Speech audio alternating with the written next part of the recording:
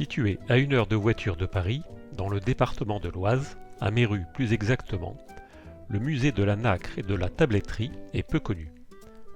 Je vous propose un petit aperçu pour vous donner peut-être l'envie de découvrir cet endroit.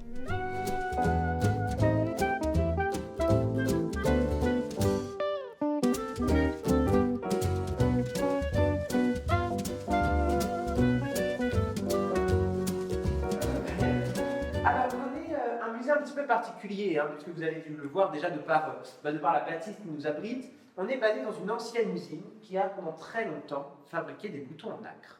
Alors, c'est une usine qui a ouvert ses portes au milieu du 19e siècle, en 1859, et qui a fermé en 1972. Alors, là déjà, il y a une chose qu'il est important de comprendre, c'est que cette fabrication de boutons, donc on appelle plus communément la boutonnerie, eh bien, ça fait partie intégrante d'une discipline qui était beaucoup plus vaste, qu'on appelle la tabletterie.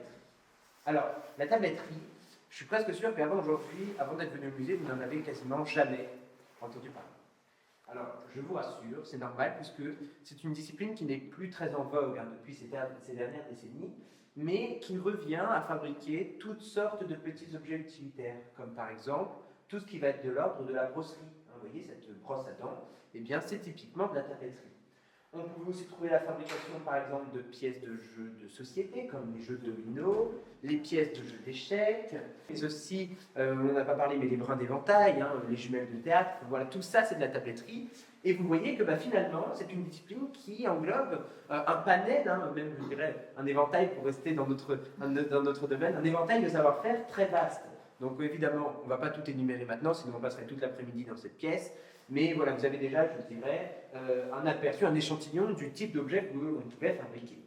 Alors, je vous ai donc dit que pour appartenir au domaine de fabrication de la tabletterie, ces objets devaient être petits et utilitaires, mais en réalité, il y a un prérequis supplémentaire, puisqu'ils doivent être fabriqués avec des matières premières naturelles.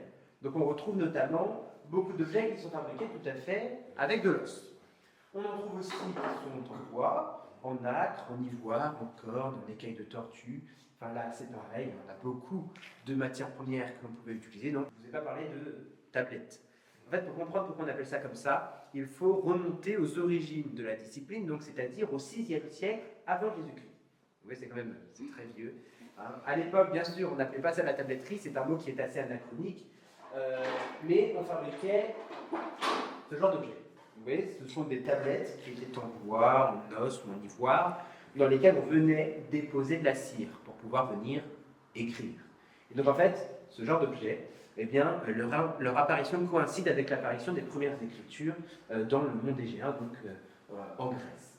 Donc apparition au 6e siècle avant Jésus-Christ, et c'est pour ça qu'aujourd'hui la tabletterie, eh bien, c'est ce domaine de fabrication très vaste qui ne comprend pourtant plus ce genre de choses, des tablettes comme ça on ne fabrique plus, et nos iPads, ce ne sont pas des matières premières naturelles, donc ce n'est pas considéré comme de la tabletterie. Donc on est dans une salle assez particulière. Vous avez ici la reconstitution de l'atelier à domicile de l'un des derniers tabletiers qui ont exercé dans la ville de Méru. Et donc, dites-vous que pour fabriquer ces dominos-là, eh bien, notre tabletier utilisait les machines que l'on vous présente dans cette pièce. Tout ce que l'on a en termes de machinerie, ce sont des choses authentiques, ce sont des choses qui ont servi à l'époque, et j'ajouterais même que ce sont des machines qui servent encore aujourd'hui au musée, puisque nous avons des artisans qui ont continué la production avec le même savoir-faire et avec les mêmes machines que l'époque. Donc c'est un peu finalement les derniers tabletiers, on peut dire, à avoir continué ainsi. Alors, pour mes dominos, nos tabletiers utilisent toujours le même type d'os. C'est un os de bœuf qui vient de la patte arrière de l'animal. En fait, pour être précis, c'est la partie que l'on appelle le métatarse. Ensuite, pour la partie inférieure, donc derrière nos dominos, c'est du bois, mais c'est pas n'importe quel bois, puisque, vous voyez, je juste ici, c'est ça, c'est du bois d'ébène. Donc c'est ce bois qui a naturellement cette couleur noire et que l'on importe d'Afrique. Donc, on retire nos deux extrémités et on vient ensuite dans la largeur découper des plaquettes. Alors ces plaquettes, elles vont ressembler à celles que vous avez juste ici. Vous voyez ces plaquettes, on va d'abord les tremper dans de l'eau oxygénée pour pouvoir les blanchir, et ensuite on va les aplanir, puisque là vous avez vu qu'elles sont encore un petit peu bandées. Voilà, elles ont la forme de l'os. Mes dominos, eux, sont tout plats, donc on les aplanit. Une fois que c'est fait, on va pouvoir les assembler avec nos plaquettes de bois d'ébène grâce à une colle toute particulière puisque c'est de la colle de poisson. Donc on met nos 28 dominos et on perce toujours dans un ordre très précis. D'abord on va faire le domino qui est le plus loin percé, c'est-à-dire le double 6. Après avoir fait le double 6, on va vers le 6, 5, 6, 4, 6, 3, 6, 2, etc. Pour que comme ça, quand elle s'arrête, elle sache exactement en rentrant. Mon bocal est un peu mal placé, donc je tombe un peu. Oh là là. Alors vous avez une idée du poids que ça fait, ça? C'est de la faute. Bon, sous vos yeux ébahis. C'est écrit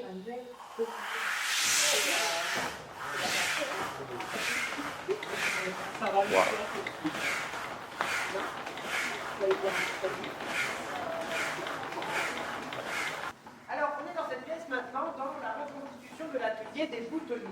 Imaginez ici à l'époque toute la chaîne de fabrication que vous avez derrière vous contre le mur, multipliée par 4. Dites-vous qu'on avait près de 80 ouvriers qui travaillent en même temps dans cet espace. Donc l'occasion pour moi là déjà de vous toucher un premier mot sur les conditions de travail qui, vous vous en doutez, étaient très mauvaises. Puisque d'une part, on avait déjà beaucoup de bruit, mais il y avait aussi beaucoup de poussière, on va le voir pendant la démonstration, une atmosphère très humide, puisque certaines machines nécessitaient un refroidissement à l'eau. Donc voilà, j'en passe, mais vous voyez que ce sont quand même des conditions assez rudes. Tout à fait, on en utilisait même tellement que Méru a été surnommée la capitale mondiale de la nappe. Vous avez aussi mon favori, l'alliotide, avec ses magnifiques reflets bleus. Alors ce coquillage, peut-être que vous le connaissez mieux sous le nom d'ormeau. Ce qu'on appelle beaucoup en Bretagne. Bon, celui-ci, ça va sans dire, il vient pas de Bretagne. Vous voyez qu'il est quand même assez gros. Il vient plutôt de Nouvelle-Zélande ou même du Golfe du Mexique et du Japon pour la variante un peu plus rosée comme celle-ci, mais voilà, qui est très très belle. J'ai mon pion dans le contrat et j'approche la zone. Et là, vous voyez la poussière qui se dégage de cette étape. Là, bien sûr, vous voyez ce que c'est que pour une seule machine. On garde en mémoire que dans la pièce, on avait plusieurs qui fonctionnaient. Et donc, fatalement, il y avait des répercussions sur la santé de nos ouvriers. Et voilà, on n'avait pas de protection, pas de masque, pas d'aspiration.